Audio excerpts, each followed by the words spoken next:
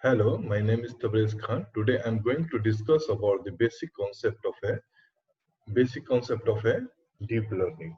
So suppose first we consider we want to predict if suppose we have a height is 5.4, then what will be the weight? So we have given the data, simple data is there. We just taken 5.6 is a height, then his weight is a 60. 5.8 is a height, then weight is a 62. So this is a data. So basically height, or we can say weight, is a directly proportional to the height. So we can consider here weight is a directly proportional to the weight is a directly proportional to the weight is a directly proportional to what? Weight is a directly proportional to, I'll just write here from more symbols.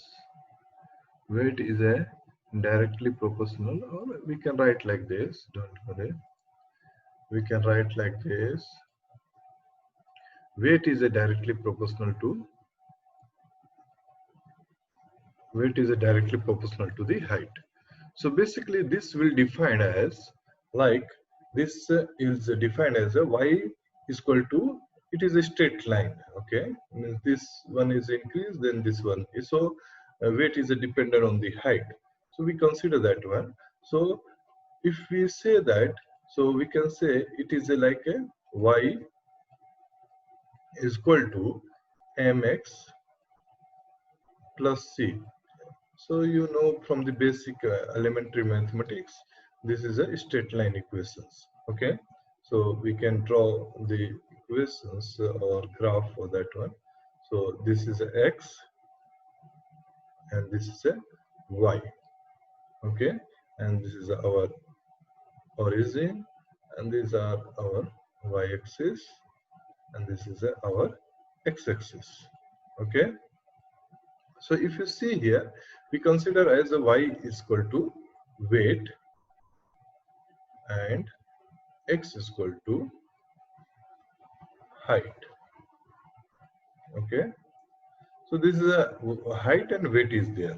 So if in a general, if we want to predict a new value, like suppose we have 5.4, then what will be the weight?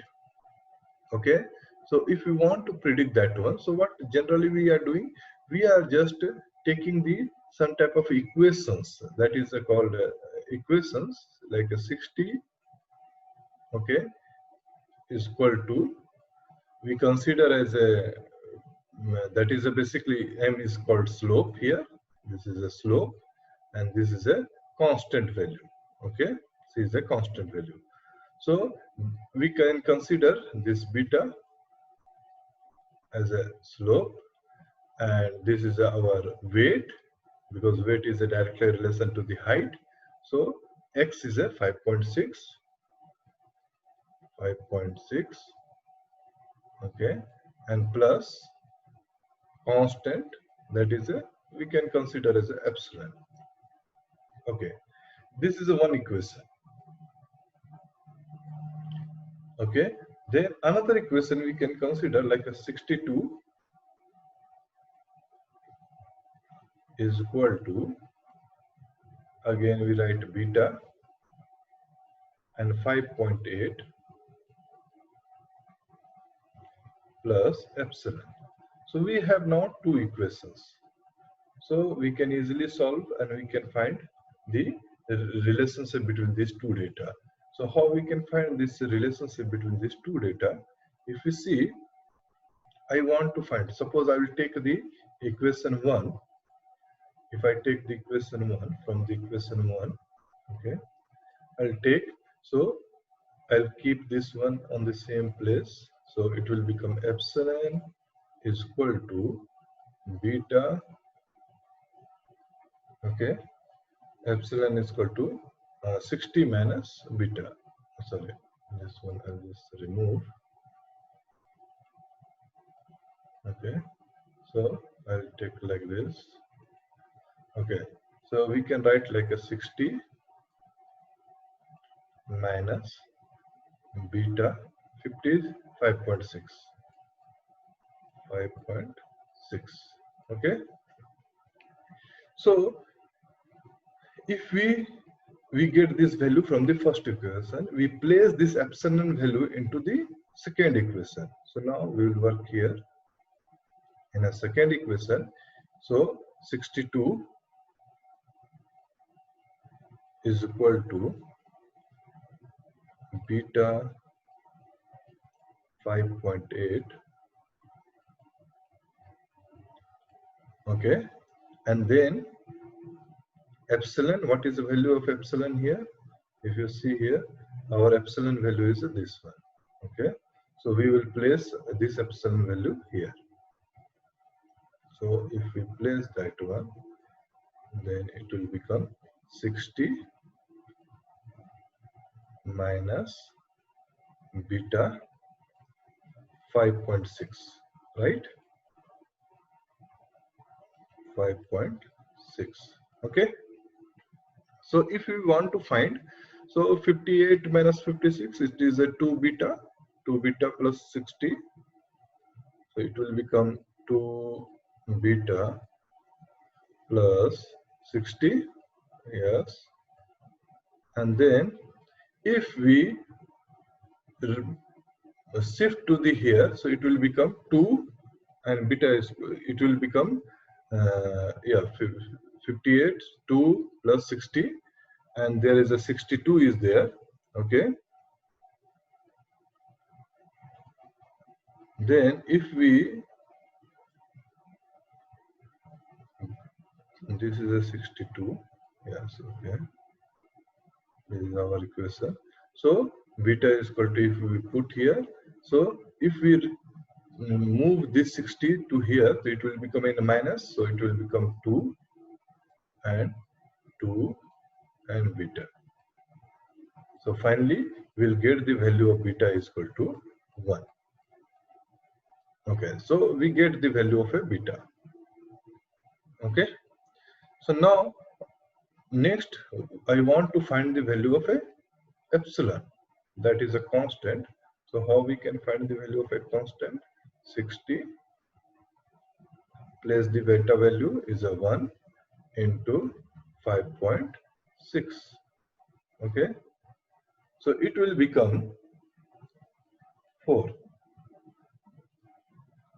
So we get the value of a, these two, one is a constant, that is a m, and one is a slope and another one is a constant. We get the value of these two. So easily we can predict the next hour. So if we want, suppose if we want to predict, the, if height is a 5.4, okay, if height is a 5.4, so if we want to predict the weight, I'll just write here, so it will be easy for you. Weight is equal to, if I height is a 5.4, okay, 5.4 plus, okay, and epsilon value is what? Epsilon value is a 4. Epsilon value is a 4. So we can place the beta value is a 1. So 5.4 plus 4. So it will be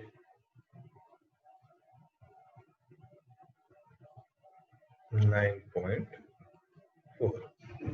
Okay. So we get the hour value, or we can say 5.4 into beta. Yes, okay. And then it is a 9.4. So, but actual, if you see, this is our predicted value.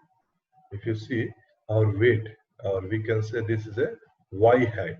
Y height we can consider as a predicted value, but actual value when it is a 5.4, so actual value is this one. Height is this one, then corresponding to actual value is a 59.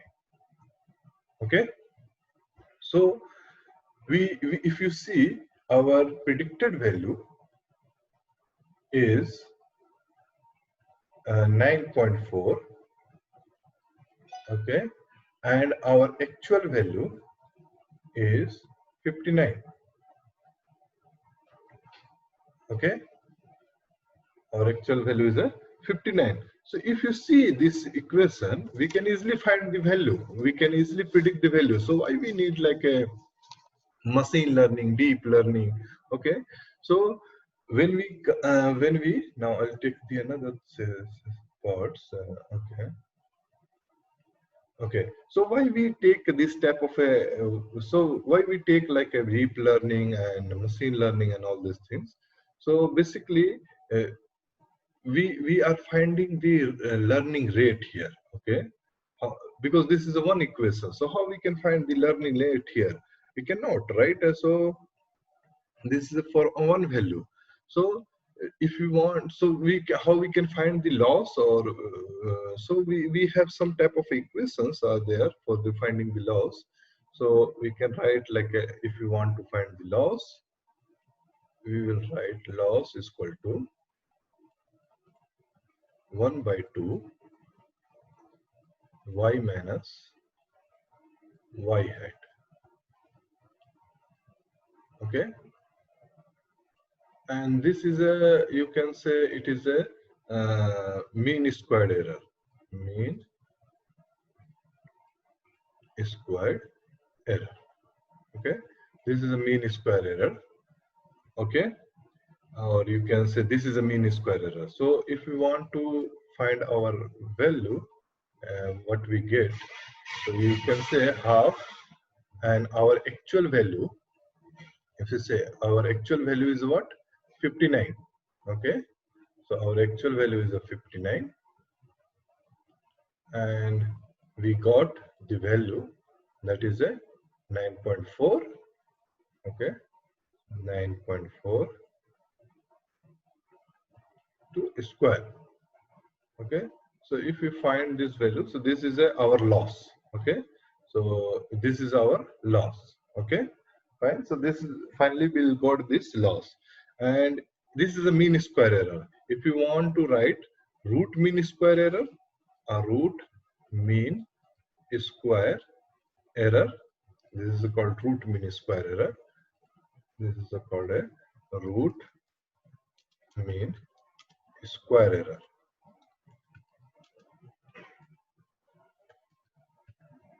Okay, and root mean square error. So root mean square error basically is a just you have to do what if you want. So it is a mean square error, under root of a mean square error. It is a under root of a mean square error. It is under root of a mean square error.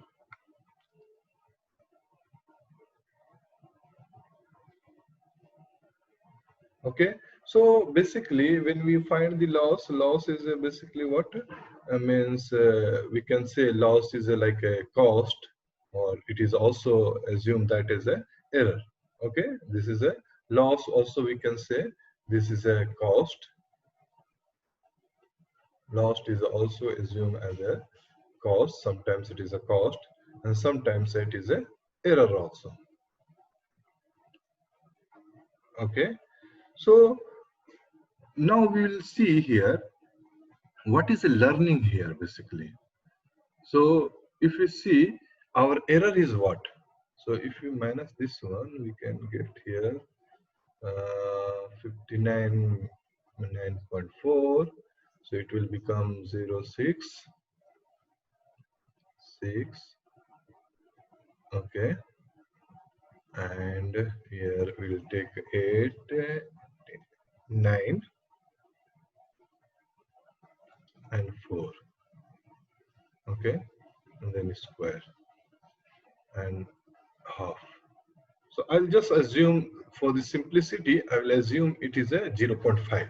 Okay, so our loss or error is 0.5. Okay, for the simplicity, I'm just considering this one, and our m, that is our beta, is equal to 10, and our c is equal to 4. Okay, so basically when we talking about learning, so learning means we have to check the rate of a error, okay, change of rate of the error with respect to what is called slope. So when we, what is learning here? Learning, if you want to find, so what we will do, we will have to find derivation of error with respect to our slope. Derivation of the error with respect to our slope. So this is called basically a learning. Learning means rate of change of error.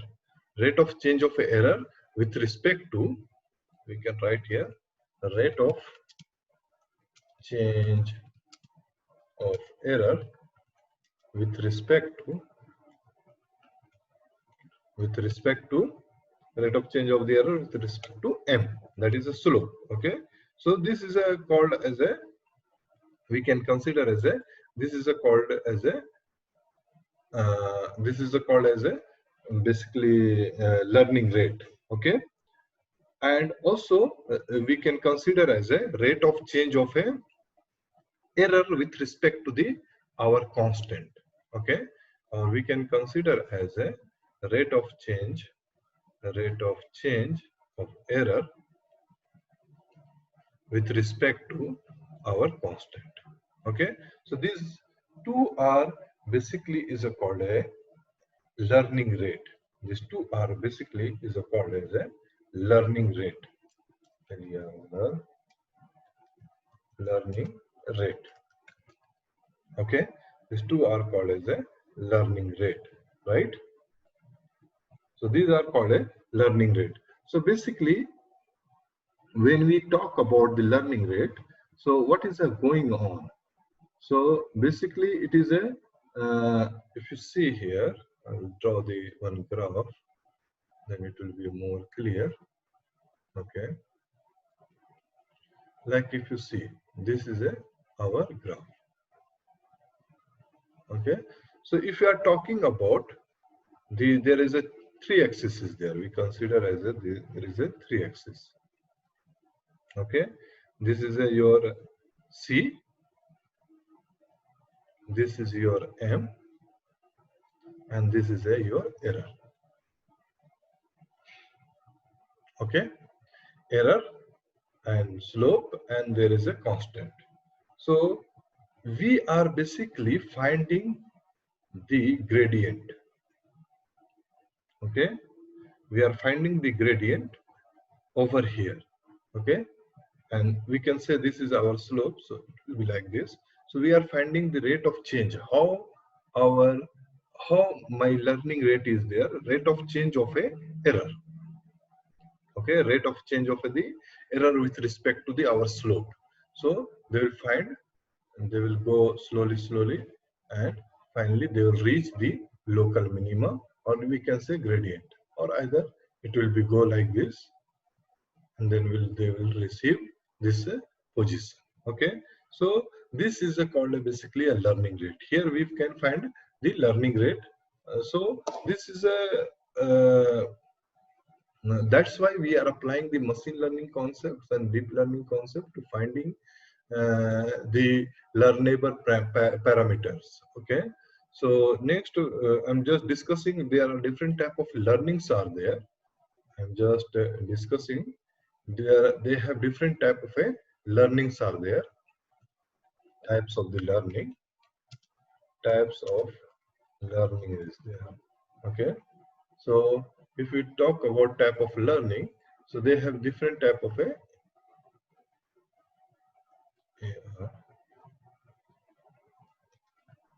okay, they have different type of learnings are there. So one is called a supervised learning, one is called a supervised learning. Okay, just bigger. So one is called a supervised learning. Okay, another one is called unsupervised learning. Unsupervised learning. Okay, so supervised learning, and another one is called unsupervised learning. Okay, And third is called a reinforcement learning. Reinforcement,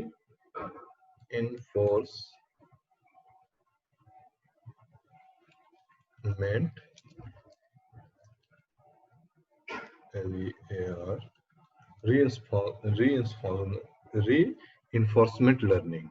And another one is called supervised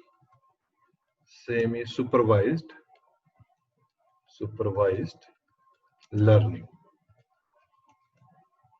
Okay, so they are different type of learning is there. Okay, semi supervised learning. Okay, just change it's okay. So when we talk about the supervised learning is basically, when we talk about the supervised learning, it is a basic like you have already labeled data is there, means class they defined already. So they have like input and output is there. They have input and they have output is there. Okay, this is called a supervised learning, which have what we can say, they have features, if we can say features, and they have output that is called labels. They have label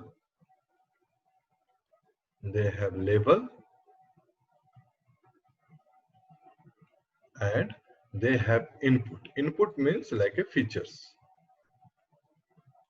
We can write from here, it will be easy.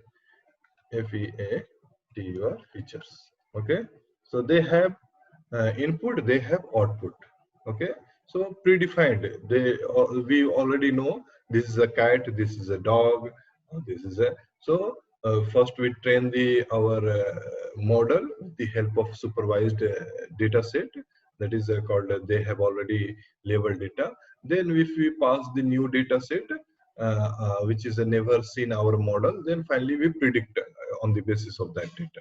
Okay, but in case of unsupervised learning, and we can also say in a supervised learning we have two types, like we can say it is a two types. It is a regression, as well as another one is called a classification.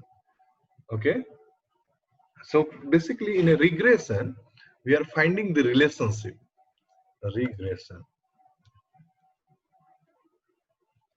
Regression, and another one is called a that is a classification. Okay, so two things are there. So in a regression we are finding the relationship or absolute value here, but in case of classification we are basically we can say distribution of the data. We will see the distribution of the data here in a classification case. So now I'm going to talk about the unsupervised learning. In this case we have data, okay. In this case we have data, okay. We have data, okay, and then we will extract the features and finally we will predict. This is called a unsupervised learning, like a clusterings. This is called unsupervised learning. Third one is called reinforcement learning. Okay, reinforcement learning, we can say it is a look like as a hit and trial.